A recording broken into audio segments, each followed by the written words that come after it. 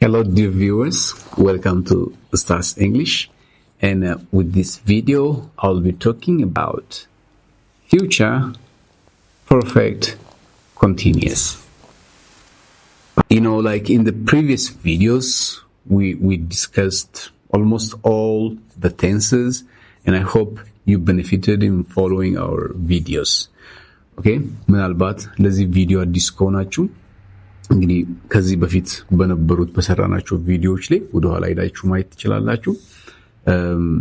verb to do and verb to be ብለን ቴንሶች ላይ ያተኮረ ሲሪየስ የሆኑ ቪዲዮዎችን ሰርተናል። እንግዲህ አሁን ይሄኛው almost የመጨረሻው ቪዲዮ ነው የሚሆነው። ቀጥለን we might talk about verb to have። ስለዚህ አዲስ ከሆናችሁ ሰብስክራይብ እንድታደርጉ እጋብዛለሁ። In my today's video, my focus is future perfect. Okay? ስለ future perfect የምናይ ይሆናል። አጠር ባለ መልኩ ልምድ በተሞላበት መልኩ አሳያችኋለሁ። Stay with me until the end of this video. Simple future አይተናል። Simple future እቅዶቻችንን ለመግለጽ ወደፊት ልናደርግ ያለውን ድርጊት ለመግለጽ እንጠቀምበታለን።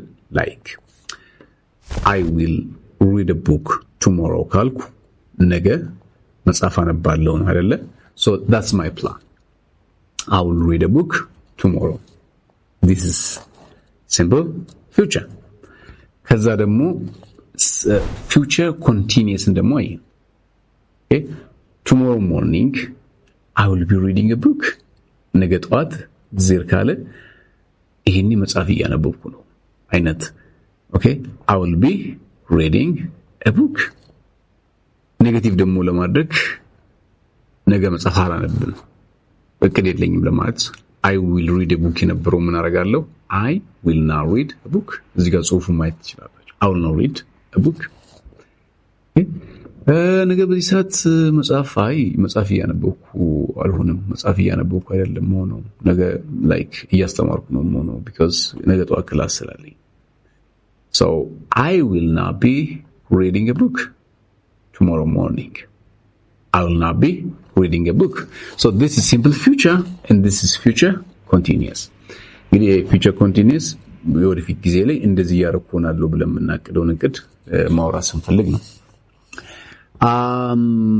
And then today we're going to talk about future perfect. መቼ የምንጠቀመው የሚለውን ልግለጽላችሁና ከዛ በኋላ ደግሞ ፎርሙን አሳያችኋለሁ። በየማከሉ ደግሞ እንለማመዳለን። So future perfect ማለት የሆነ የወደፊት ጊዜ ላይ የሆነ ድርጊት ያልቃል ብለን ስናስብ በዛ ጊዜ ድርጊቱ ይጠናቀቃል ብለን ምናቅድ ከሆነ እግዚአብሔር ካለ በዚህ ጊዜ ትምህርቴን ጨርሻለሁ። ኦኬ ወደፊት በዚህ ጊዜ ይሄንን ፈጽሜያለሁ። ኦኬ ነገ በዚህ ጊዜ ኳስ ተጫውተን ጨርሰናል። ኦኬ ከነገ ወዲያ ማታ አሳይመንታችንን ሰርተን ጨርሰናል እግዚአብሔር ካለ ስለዚህ በሆነ ፊውቸር ሰዓት ላይ የሆነ ድርጊት እንጨርሳለን ብለን ስናቅድ እግዚአብሔር ካለ ይሄኔ እንዲህ አድርጌያለሁ። ኦኬ ለምሳሌ ነገ ከሐረር ወደ ድሬዳዋ ከሐረር ወደ አዲስ አበባ የሚሄድ ሰው እግዚአብሔር ካለ ማታ ላይ አዲስ አበባ ደርሻለሁ፣ ነገ ማታ በዚህ ሰዓት አዲስ አበባ ነኝ ለማለት ሲፈልግ ምን ይጠቀማል? future perfect ይጠቀማል። ለምሳሌ tomorrow at 11 o'clock I will have been at Addis. ወይ ደግሞ tomorrow at 11 o'clock I will have arrived at Addis.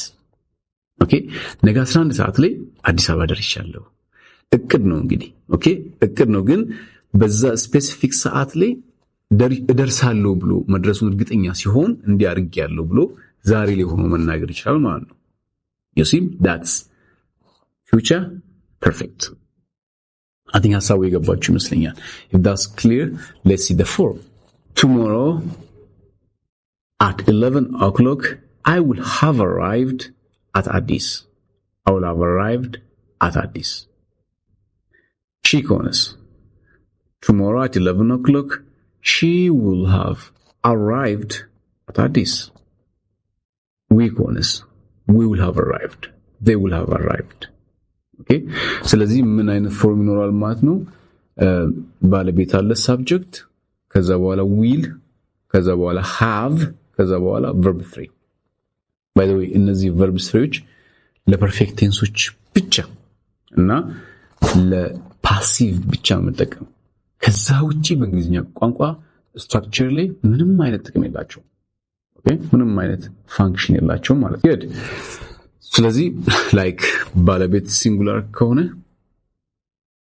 she will have arrived, he will have arrived. አሁን ሌላ ጊዜ ላይክ he, she, it has ይወስዳሉ ብለን አይደለ ፕሬዘንት ፐርፌክት ሲሆን ግን ፊውቸር ላይ እንደዛ አይደለም። she will have arrived, I will have arrived, he will have arrived. he will has አንልም ማለት ነው። she will has አንልም ማለት ነው። ኦኬ ስለዚህ ለሁሉም ምንድን ነው የሚሆነው? will have and verb 3.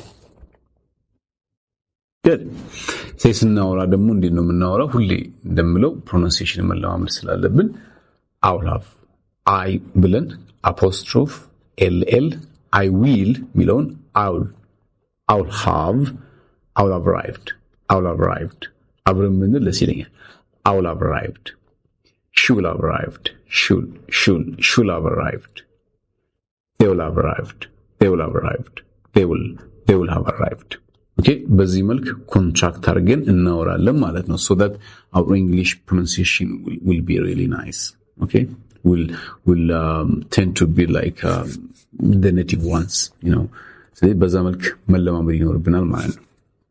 Good. እስቲ አሁን እናንተ ደግሞ እዚህ ጋር ያሉትን like I will have arrived, she will have arrived, they will have arrived የሚለውን የተጻፈላችሁን ወደ ኔጌቲቭ ፎርም ተቀይሩልኛላችሁ. So let me give you some time. Change into negative and I will come back.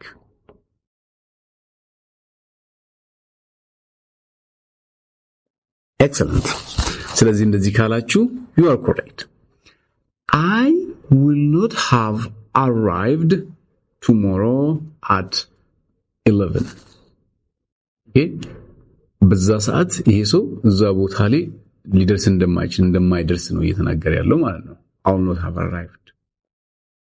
Tomorrow I will not have arrived at 11 o'clock. ምን ለማለት ነው? 11 ሰዓት ላይ አዲስ አበባ አልሆንም like አልደርስም ለማለት ነው። Okay? I will not have arrived.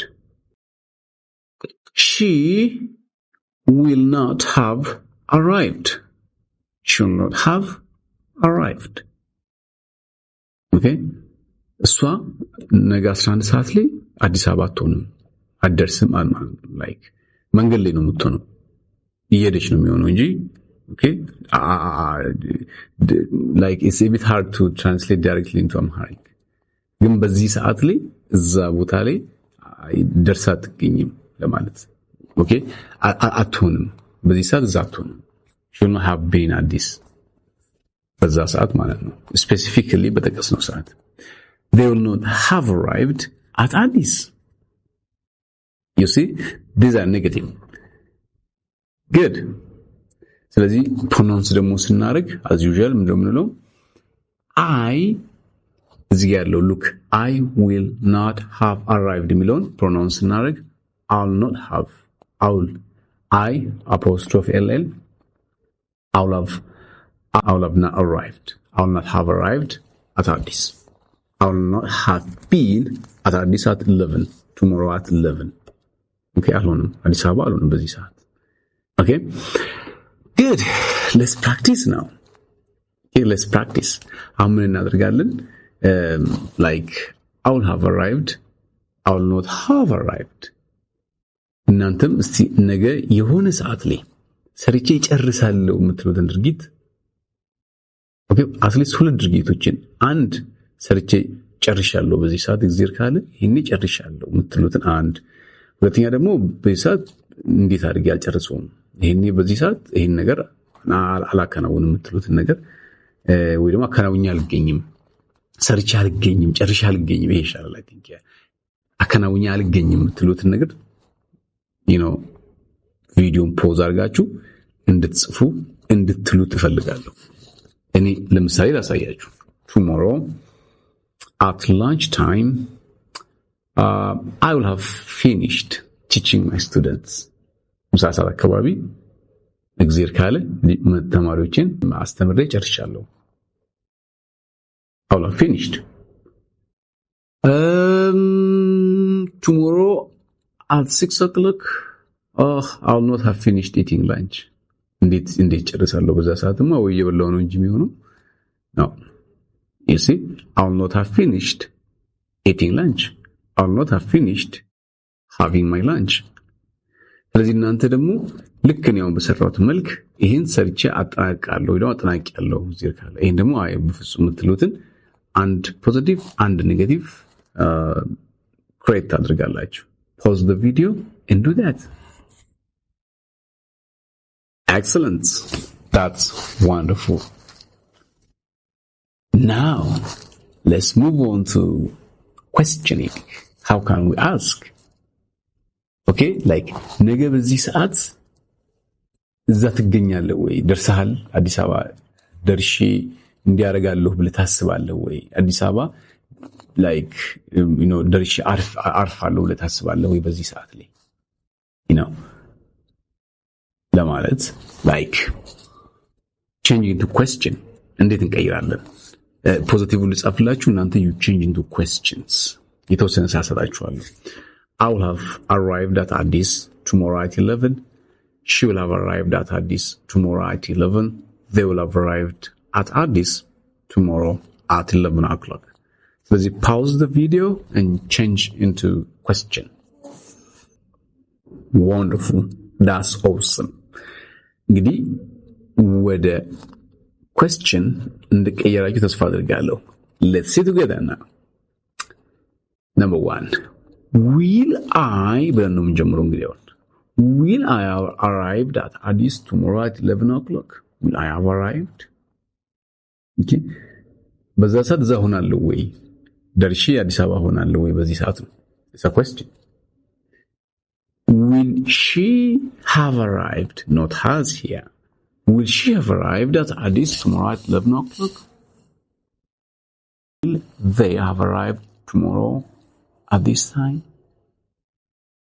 okay so በዚህ መልኩ future perfect ልንጠቀመው እንችላለን ማለት ነው is a bit kind of advanced language structure but not that hard the more we use and get exposed to English language speakers we can easily internalize them okay ስለዚህ በተለማመድ ነው እንደገና እንግሊዝኛ ቋንቋ like ፊልሞችን ዜናዎችን እየሰማን በሄድን ቁጥር እንደዚህ አይነት ሌሰኖችን ደግሞ ተምረን በደንብ በራሳችን እየተለማመድን በመጣን ቁጥር ልናዳብረው እንችላለን ትንሽ like ጥሩ ቋንቋ ተናጋሪዎች የሚጠቀሙት ቋንቋ ስትራክቸር ነው እነዚህ መጠቀም ከጀመር ደግሞ እንግሊዝኛችን በደንብ እያደገ ነው ማለት ነው ኦኬ ስለዚህ በደንብ በልምምድ እንድታዳብሩ እመክራለሁኝ ይደጋግማችሁ ያያችሁ ያቆማችሁ ፕራክቲስ ብታደርጉ ደግሞ በቀላሉ ተረዱታላችሁ ያስባለሁኝ thank you so much for staying with me if you are new for this channel